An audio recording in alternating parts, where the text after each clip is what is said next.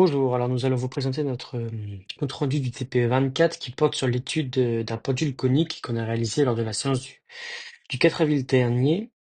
Donc ce TP va se scinder en plusieurs parties. Donc tout d'abord, on va regarder en quoi consiste ce pendule et on fera une brève étude théorique afin de bien comprendre les enjeux qui tournent autour de ce TP.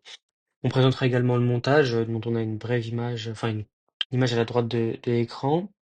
Puis dans une deuxième partie, on analysera ensuite expérimentalement les résultats de notre expérience, en confrontant bien sûr aux résultats théoriques précédents.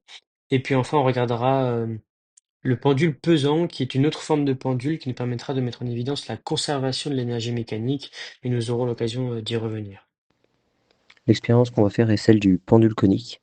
Donc pour cela, on va suspendre une masse M au long d'un fil de masse négligeable de longueur L et on va pousser cette masse pour qu'elle effectue un mouvement circulaire autour d'un axe. Et donc en faisant un calcul des forces, on déduit qu'il y a trois forces qui s'exercent sur notre masse. Et en approximant les petits angles, donc avec tan θ qui est égal à θ, on peut retrouver l'expression de la force centrale selon E de R, donc de la forme moins KR avec K qui vaut mg sur L. Alors on reviendra sur ce cas un peu plus tard. Et puis par produit vectoriel, on peut trouver l'expression du moment cinétique selon E de Z. Donc concrètement ensuite, l'étude expérimentale est en fait très simple. On a filmé pendant 8 secondes la masse en train de réaliser un cercle. Et puis ensuite, on a réalisé un pointage vidéo sur la TIS Pro pour accéder au vecteur position, puis calculer les vecteurs vitesse et accélération. Donc quand on regarde les vecteurs position, on observe tout d'abord que la modélisation est en fait très proche de notre étude théorique, ce qui est rassurant. La modélisation sinusoïdale selon X donne un coefficient de corrélation de 0,999 et de 1,000 selon Y, ce qui est très bon, enfin excellent. On reviendra après sur l'équation des courbes un peu plus tard. Qu'est-ce qu'on remarque? On remarque également que les axes X et Y sont pas centrés sur zéro. Alors pourquoi? En fait, c'est dû à une raison purement pratique. Euh, Bien que notre expérimentateur, il est tenté de donner l'impulsion la plus parfaite possible, en fait, les conditions initiales, donc son impulsion à lui, font que cette impulsion, elle est imparfaite et elle va provoquer une trajectoire qui est plutôt elliptique et qui est pas vraiment circulaire, ce qu'on observe facilement d'ailleurs à l'écran en traçant Y qui est égal à f de x. On peut également s'amuser à regarder l'accélération X, par exemple. Donc cette fois, la modélisation sinusoïdale s'éloigne un peu de notre étude théorique, du fait à la fois des dérivations successives euh, euh, qui est réalisée par le logiciel. Donc pour donner un exemple, là où on avait un coefficient de corrélation proche de 1, ici il est plutôt de 0, il est de 0,821, ce qui est vraiment pas bon, mais on conserve toujours l'idée d'un mouvement sinusoïdal. Ensuite, on peut également tracer le moment cinétique, donc avec l'expression qu'on avait trouvée à la diapo 2, enfin la diapo des calculs théoriques. Donc pour ça, on a fait deux courbes, donc une avec les expressions des calculs trouvés précédemment, donc c'est-à-dire une avec les valeurs brutes des mouvements en X et en Y, donc avec nos mesures, et puis une avec celle des modélisations. Euh, et on remarque que les résultats ne sont pas très probants, pardon, dans le sens où on est loin de l'idée d'une valeur constante. Alors il y a plusieurs sources d'erreur. La première, c'est le fait que on ait peut-être mal fixé le centre de notre pseudo-cercle lors du pointage vidéo, ça peut jouer. Il y a peut-être également des couples, mais je pense qu'ils sont assez minimes, qui rentrent en jeu, notamment avec le fil. Peut-être également qu'en lançant, en donnant une petite impulsion, on a induit une petite rotation de la masse sur elle-même, en plus de la rotation qu'elle a réalisée. Donc ça peut jouer. Et puis le mouvement, il n'est pas vraiment plan également. La masse, elle se surélève légèrement lors de son petit cercle. Donc ça peut jouer également sur ces résultats. On va donc maintenant se concentrer sur la valeur de K et voir l'écart entre l'expérimental et le théorique. Donc, d'après les premiers calculs que Jules a présentés sur la diapo 2, on avait une expression de K qui était de mg sur L, et l'application numérique donnait 1,098 kg seconde moins 2. Expérimentalement, on peut accéder à cette valeur de K puisqu'on a un oscillateur harmonique et donc en regardant la fréquence, on peut accéder à cette valeur de K expérimentale comme est affiché à la gauche de l'écran. Donc l'Atis Pro donnait une fréquence de 0,682 et ne nous donnait pas d'incertitude.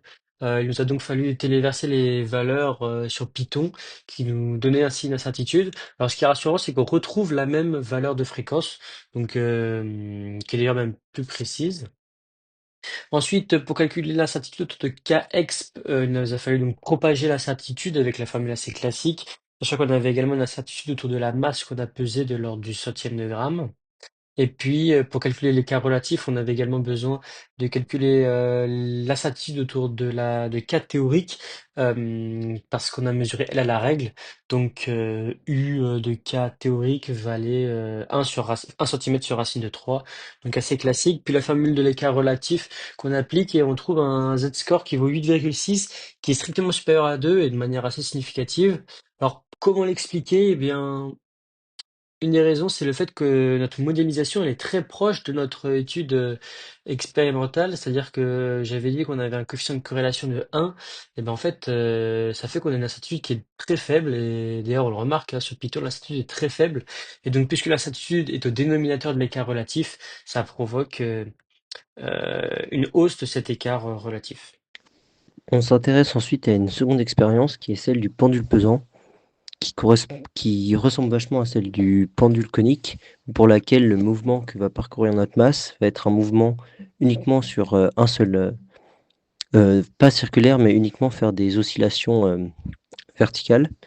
Et donc pour cette expérience, c'est pas très intéressant de regarder le moment cinétique, mais plus intéressant de regarder l'effet que ça a sur les différentes énergies qui sont associées à cette masse.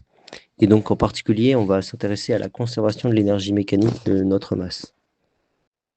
En utilisant un logiciel vidéo et en pointant notre masse, on peut afficher graphiquement les différentes expressions de l'énergie cinétique et l'énergie potentielle qu'on va additionner pour avoir notre énergie mécanique. Et on retrouve effectivement la conservation de l'énergie mécanique grâce à notre code Python. On peut donc ensuite évaluer la cohérence de cette modélisation. Donc Python nous donne une valeur d'énergie moyenne de 0,74 joules et une incertitude associée. Donc est-ce que c'est cohérent? Bah oui, plutôt, puisqu'en fait le centre de masse il s'élève de presque 2 cm. Donc si on prend un point extrémal, c'est-à-dire par exemple l'endroit où V égale à 0, bah ici l'énergie mécanique vaut l'énergie potentielle de pesanteur qui vaut mgz. Donc si on fait un calcul d'ordre de grandeur avec m qui vaut 1 kg, g qui vaut 10 et Z qui vaut 2 centimètres, et ben on trouve 0,2 joules. Donc c'est en accord avec cette valeur d'énergie mécanique moyenne. Donc merci d'avoir écouté ce TP au cours duquel on a étudié un pendule conique pour comprendre le fonctionnement d'une force centrale, en confrontant tout ce qui est théorique et expérimental et pour retrouver ce qu'on voulait et vérifier que les formules trouvées en cours correspondaient. Et on a trouvé une modélisation assez cohérente avec le théorique, malgré quelques imprécisions liées notamment au fait que le mouvement n'était pas entièrement circulaire. Et le deuxième pour nous a permis de mettre en valeur la conservation de l'énergie mécanique euh, pour un pendule simple. Et pour là, ça fonctionnait plutôt bien.